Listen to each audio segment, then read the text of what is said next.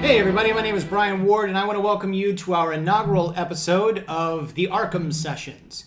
I'm joined by my co-host, Dr. Andrea Letamendi. Hello. And Andrea is a clinical psychologist who specializes in trauma. She's also a consultant for fiction writers. And in number 16 of Batgirl, just this past January, Andrea was written into canon as Barbara Gordon's therapist. This is true. She sees Barbara Gordon, aka Batgirl, on a routine basis as her clinical psychologist. So, Drea, you also own UnderTheMaskOnline.com, where you analyze a lot of fiction's greatest villains and heroes. Why that medium for your message? Well, I started to realize that I just became interested in talking to people about the psychology of superheroes and villains and fictional characters, mostly in comic books, but also in science fiction and fantasy. And I thought, why not put down, in blog form, actual case conceptualizations or analyses from the psychological point of view of these very depthful, realistic characters that we have known to come and love over our lifetime. And so that's sort of where the website came to be. That's also sort of the direction we're going to take for this particular podcast. Well, I have concrete objectives for every episode, and this is no different than an approach I would take with an actual patient, in that you have to have the best understanding, the most knowledge you can gather about that particular character or person. This series, I know, holds a really deep meaning for you particularly. What is your own personal connection to Batman the Animated Series? It is, I would say, single-handedly the, medium, the thing that brought me to know and understand Batman and Batman's universe, right? It was, as a child, it was my, I guess, the gateway into comic books, into Gotham City, and really, I, from the get-go, just fell in love with this series. So for me, this series has sort of a personal, I have a personal relationship with it in that every time I see it, I have this nostalgic experience. It has taught me a great lot about Batman, but also from my professional, perspective, that it's interesting that this show really is, to me, presents itself like a series of case conceptualizations or case files, where with each episode you really, through the eyes of Batman, you see these villains and these characters, you see their motivations, you see their behaviors, you see a lot of times the consequences of their behaviors.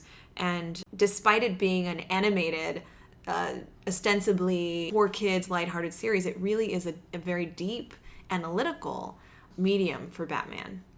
And one could argue, or one could ask the question, why choose an animated series if you're going to go in depth on psychological analyses of these characters? But really, one of the important things that we want to establish is consistency. Any comic book writer, and in some cases people who aren't comic book writers, can write a Batman story. A story written by David Goyer and Jonathan Nolan and Christopher Nolan is going to be a lot different than a story written by Jeff Loeb, or written by Frank Miller, or written by Frank Robbins. I mean, any one of these people who picks up a pen and paper or a typewriter or a computer and decides they want to write a Batman story will have their own take on all of these characters. Batman the Animated Series, like any animated series, comes with a writer's Bible.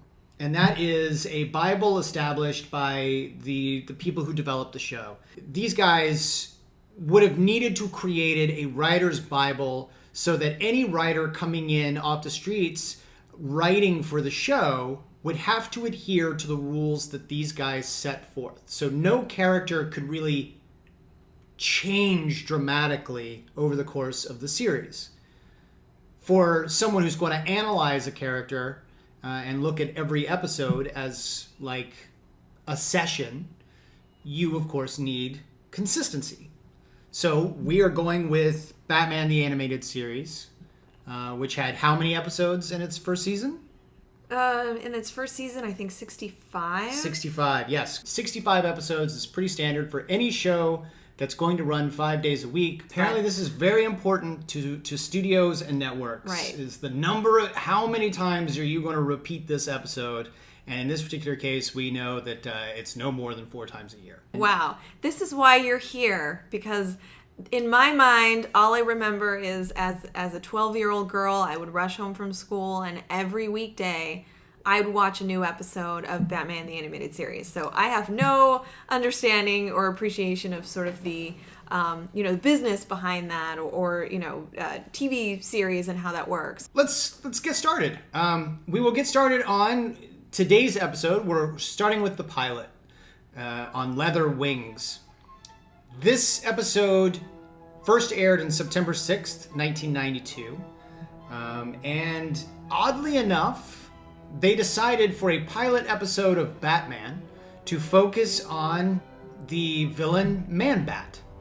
Well, not so odd if you have dyslexia. Then that would make perfect sense. Makes perfect sense. So, but I agree with you in the sense that Man-Bat is not sort of a villain, a Gotham City villain that you think of immediately when you ask about Gotham City's villains. Yeah, Man-Bat is not synonymous with Batman. Like No. you think Penguin, you think Joker, you think Catwoman, you think Mr. Freeze, like any of these characters, Scarecrow even, any of these characters, like you can start with these characters, but you wouldn't necessarily jump at the chance to like tell a story about Man-Bat.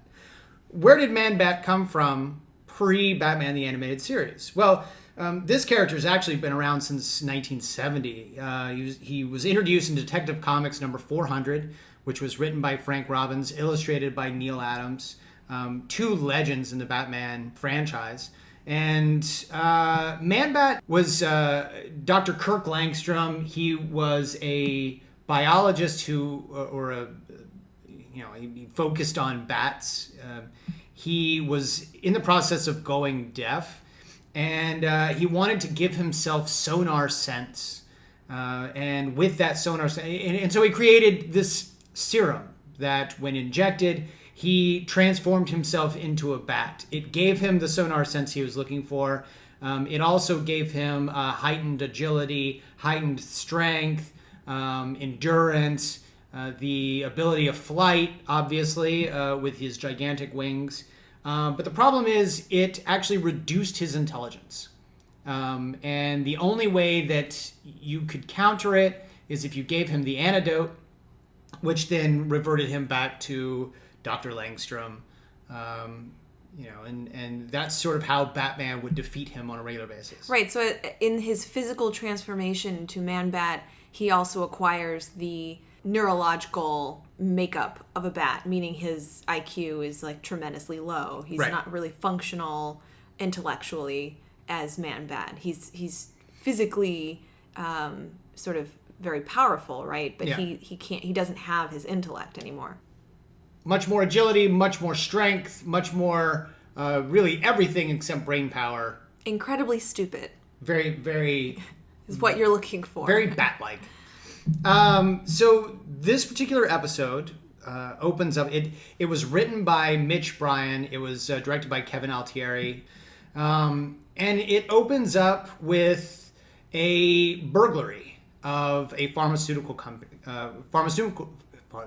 That's a surprisingly difficult word to say. It's a pharmaceutical company, Phoenix Pharmaceuticals, if I remember correctly.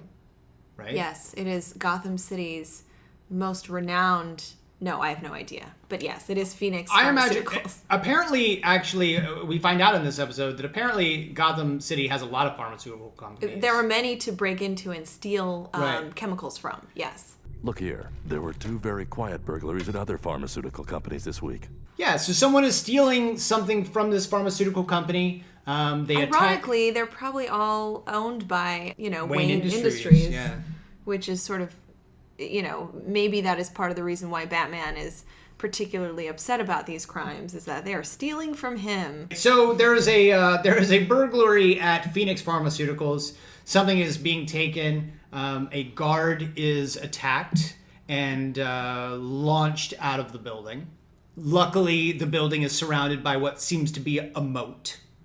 As they do. They actually show him land into this body of water that looks very much like a moat just outside the building. And I imagine this is because, the show doesn't necessarily show death and murder. So they probably wanted to show him survive this. And in fact, the next day, is it Commissioner Gordon who opens the paper and sees the headlines that this guard was brutally thrown out of a window and suffered all of these... but lived. Yes, lived.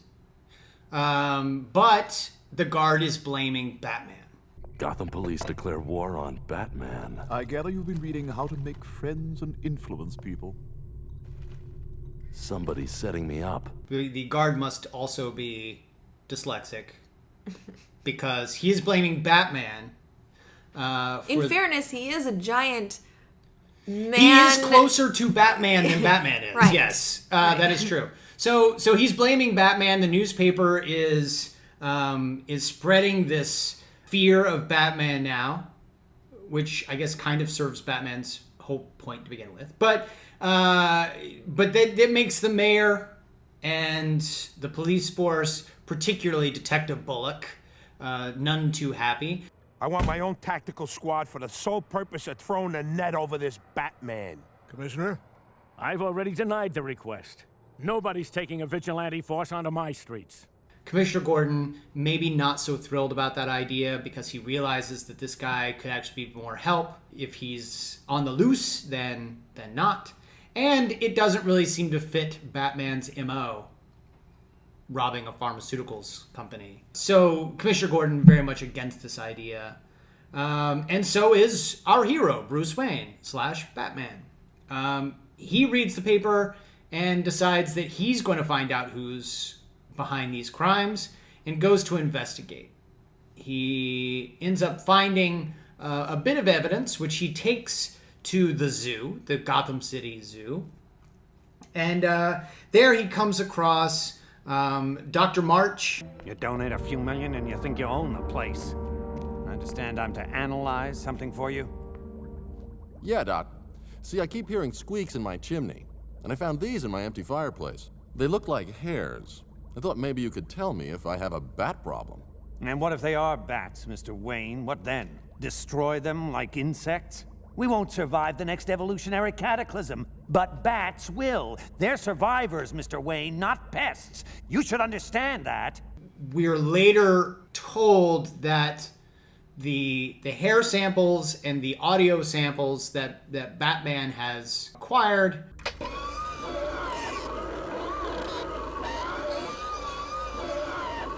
are nothing more than common brown bats, and that he's got nothing to worry about.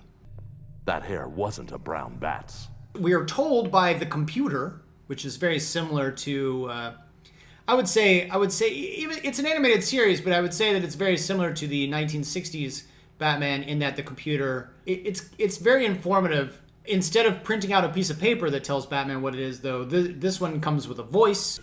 Negative. Sound not originated by either species.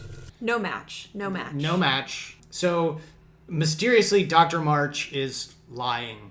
He's lying, and I'm gonna find out why. Oh, Batman's mad. He's upset He about doesn't that. like liars. Yeah. And I think this is where the episode, really picks up. Yeah. We're also introduced to Dr. Kirk Langstrom, who I guess, if I remember, is Dr. March's son-in-law.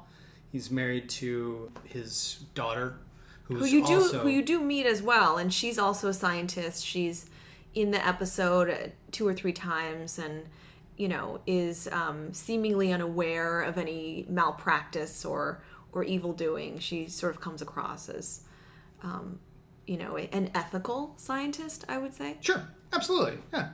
In fact, everybody seems on the up and up, except for Dr. March. What we find out in this analysis and then through the progress of events is that what's actually happening is that various pharmaceutical companies are being robbed of seemingly benign chemicals, but when put together, they are A formula to create a totally new species, neither man nor bat. because bats, as we learned from Dr. March in the beginning, will move beyond the next stage of evolution, whereas humanity will not. So I guess we're meant to perceive that in a way to keep the human race going, we have to then blend it with something else that's going to move forward.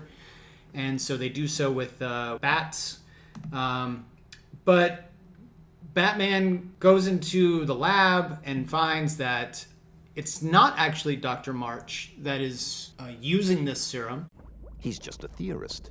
He was afraid to put it to the test. Kirk Langstrom, on the other hand, has those guts and more, very much willing to use this serum, and does so. And once I started taking it, I couldn't stop. I desperately wanted to, but it took over. And becomes Man-Bat.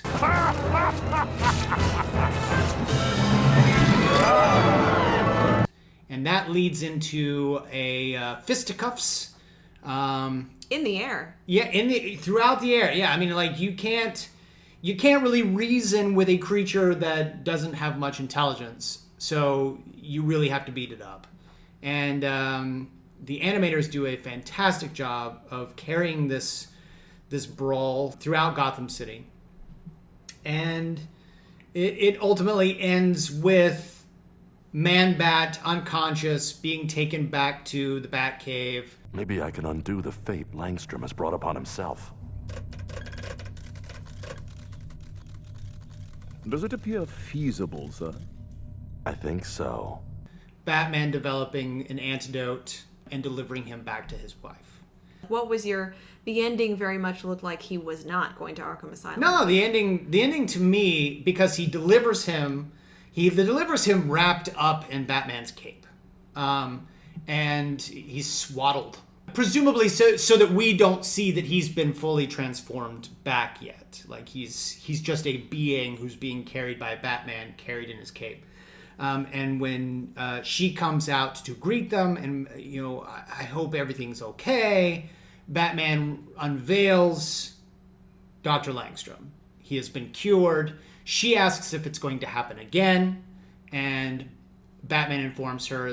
The formula's out of his system. We're all meant to believe at the end of this episode, Man-Bat is no more. So he doesn't really need to go to Arkham. I find that he's a little bit lenient on him, but I wonder if it's because that Dr. Langstrom as Man-Bat has no sort of understanding or cognition that he is also Dr. Langstrom. So one thing that came up for me when watching this is this sort of the classic Dr. Jekyll and Mr. Hyde scenario, where as Man-Bat, he doesn't have any recollection of Dr. Langstrom's identity, and vice versa. Right. What is your sense of that? Do you think that that's this case? There is the suggestion that Langstrom might remember having been Man-Bat, in that he is aware of the transformation. There is certainly if Man-Bat is the one carrying out these crimes, then there is certainly some bit of motivation. Man-Bat has to know what he's going after, and he has to know why.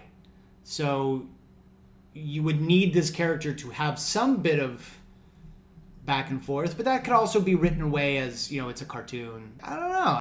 So let's go through, as we will in every episode of this podcast. We've just described the episode.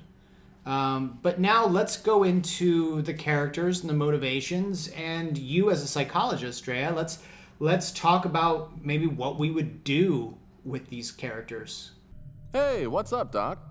My goal is to increase awareness and knowledge of psychology, including mental health disorders, and part of that means reducing the stigma and misconceptions associated with mental health disorders. Just because somebody has been diagnosed with a mental health disorder, that does not mean that they are in turn a villain or evil or capable of evil doing. So hopefully this information will be somewhat educational, but the purpose again is to really try to come to a psychological understanding of each of these characters that we're going to be meeting and knowing well throughout the series. Let's talk about On Leather Wings. Well, the interesting thing here is that we don't have a good sense of Dr. Langstrom's origin story.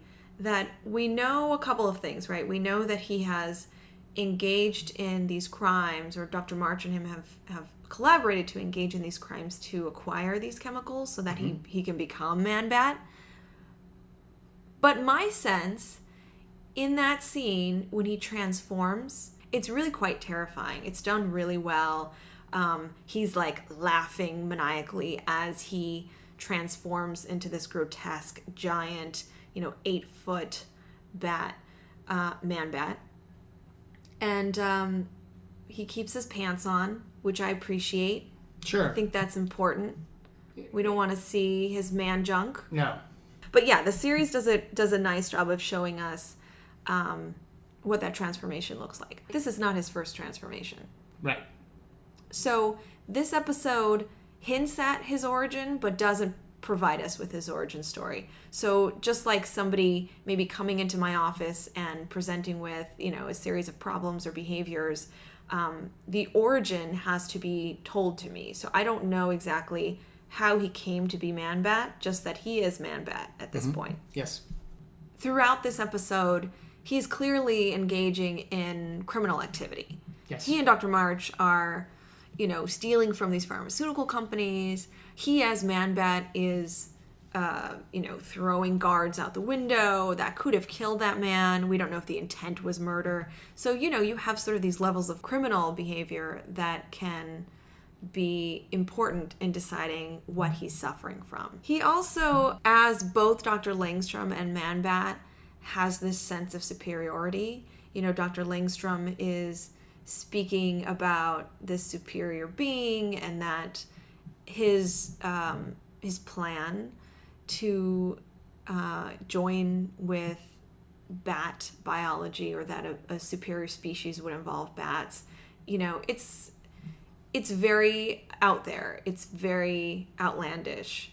But it also is very sort of grandiose, that he has the ultimate idea of how to save humanity. And that is what we would call kind of diagnostic in and of itself. Somebody who has these grandiose ideas and would actually carry out all of these crimes in order to meet those objectives. Other than that, we aren't seeing a lot of, psychological depth that could lead to one particular disorder or another.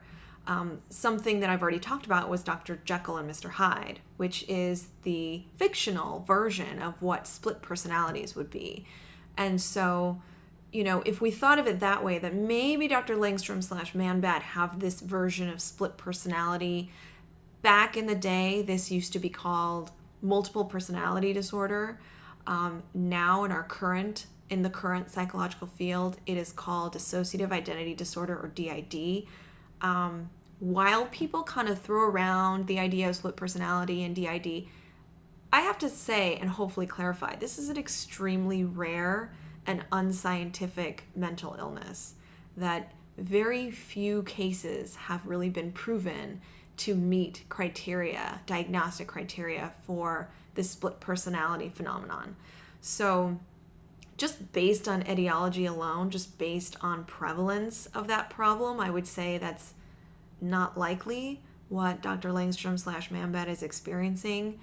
And one reason for that is what you and I kind of talked about before, which is, does he have recollection of one identity when he is the other? So as Man-Bat, does he have a recollection of what it's like to be Dr. Langstrom?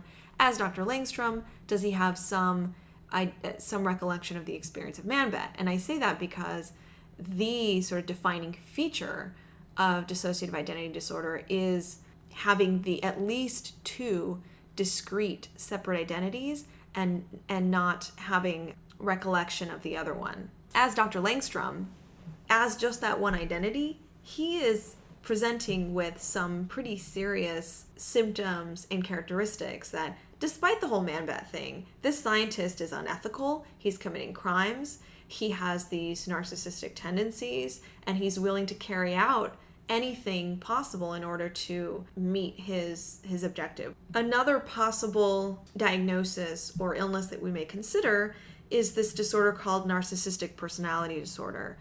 Narcissistic personality disorder is characterized by having, as I said, a grandiose sense of self-importance, really sort of exaggerating one's talents, expecting others to recognize him or her as superior, and not really having the stuff to back that up with.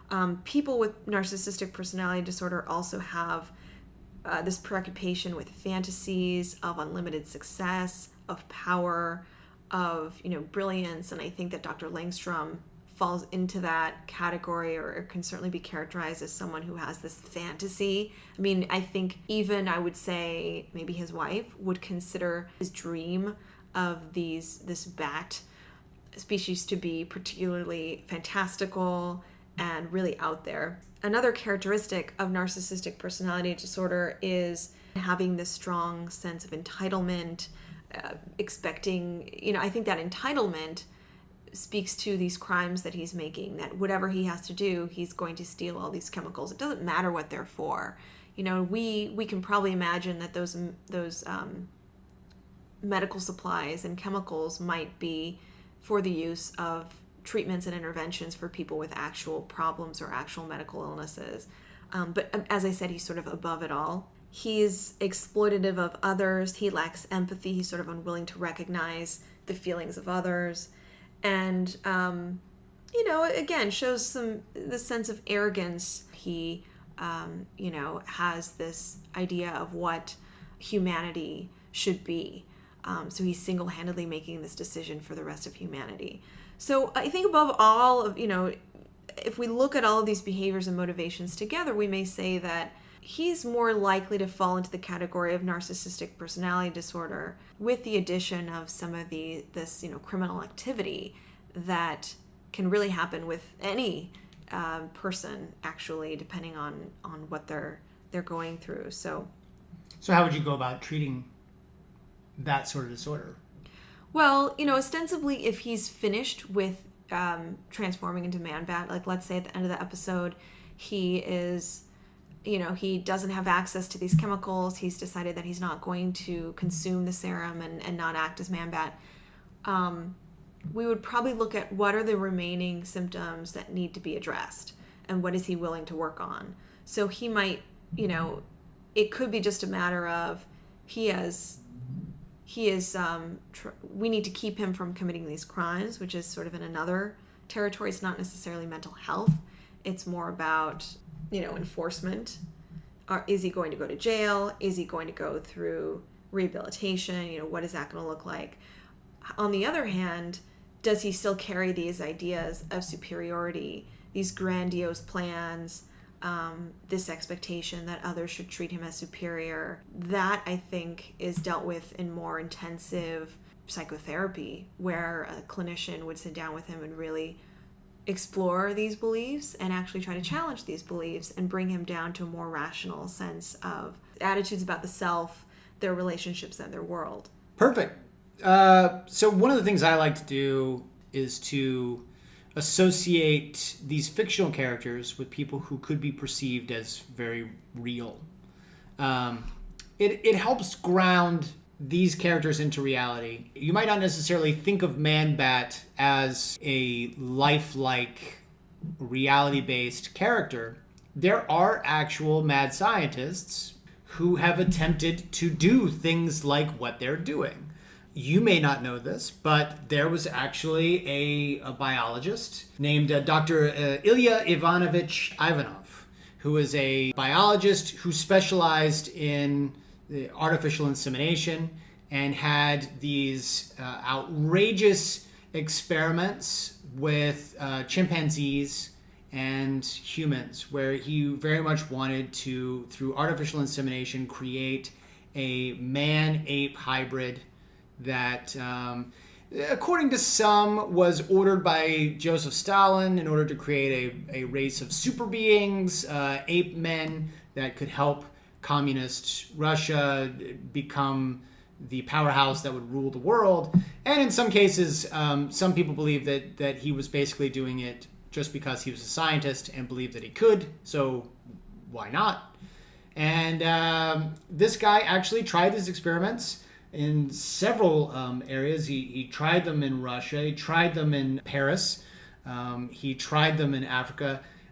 Ultimately, he was sort of shot down everywhere, but he did actually try these experiments. He had 13 chimps, 3 of which he actually tried to inseminate. Well, now, when you say inseminate, With what are human- you saying here? Human, Like he had injected these primates with he human. injected the man bat with Batman stuff. he actually tried to inseminate female chimps with male sperm to create human male sperm to create this new species. Over the course of the experiments, not necessarily due to the experiments, but over the course of the experiments, all the chimps died. None of them got pregnant.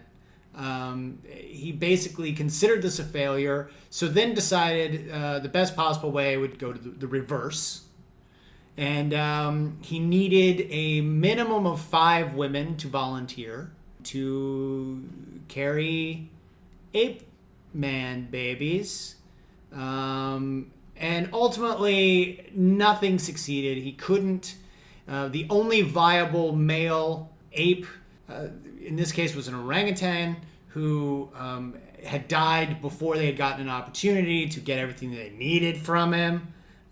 So no females were ever inseminated. So eventually, this very controversial doctor, Ivanov, was arrested, and he received 5 years sentence of exile to Alma-Ata in Kazakh, where he ended up working for the Kazakh Veterinary Zoologist Institute. I'm not sure I would let him do that. What? but- So wait, his punishment was here's a job? Yeah, here's a job working in veterinary zoology. That doesn't make any sense. But he worked there. He actually eventually died of a stroke in March of 1932. I was hoping you'd say that he died from like a dozen, chimps attacking him with bones. It That's might. how he may have died. In that my mind, he may have suffered a stroke from Following having been beaten. But what's actually really interesting is that the man who ended up writing his obituary was famed physiologist Ivan Pavlov, which we all know from his experiments. Oh my. So these guys were all friends, and they all really wanted to understand animals and man, and these mad scientists exist. So Dr. Langstrom, not so far away from Oh no. a potential No. reality. I mean, that speaks to the very real fact that illness, medical illness, and psychological illness does not discriminate. That certainly those things happen to anyone, and the people with access or the means to carry out these things can be some of the most dangerous people when it comes to unethical practice and these scientific so-called research studies. And to clarify any of that, nowadays we have these, standards of ethics and practice, especially in terms of research. There are these guidelines and legal applications that make sure that both animals and humans are kept safe. These villains have very real psychological histories and backgrounds and motivations that we can certainly try to analyze and tease apart in very real ways. Great. Well, that is our first episode of the Arkham Sessions. Join us next week when we get into an episode that you might actually have a little bit more appreciation for, Drea, because it introduces probably your favorite of the Rogues Gallery, the Joker. I'm very excited for this. It's Christmas with the Joker coming up next week. Until then, I'm Brian Ward with Dr. Andrea Letamendi saying goodbye.